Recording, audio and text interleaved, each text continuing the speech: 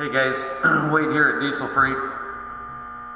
I got something to talk about. A week or so ago I did a video with a stock Roxor versus mine sitting here. I just put electric fan kit on and I couldn't believe the engine difference, how much quieter it was than that straight blade fan that they come with. So I said I was going to put them on the dyno the next morning. Work has just been really busy. We've been slammed developing and doing things on these, trying to get to market quick.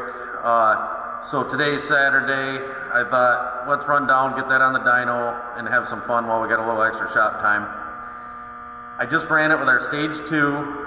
I couldn't believe the difference. It's fun running it just for the quietness. But then yet, if you want to come over here and look, our blue line is our stock. We ran it with the fan on it.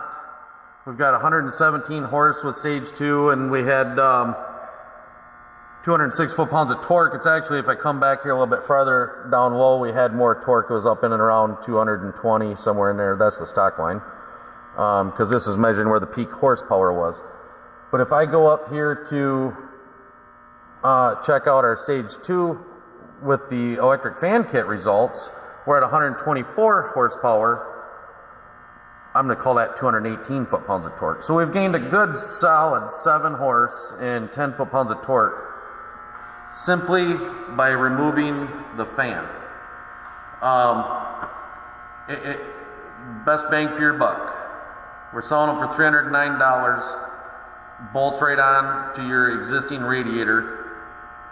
3 bolts removes the fan. I can put this kit on, less than an hour. Probably a little bit more first time out, kind of checking it out and getting everything fit. But I just couldn't believe 7 horse and 10 foot-pounds of torque by just removing the fan.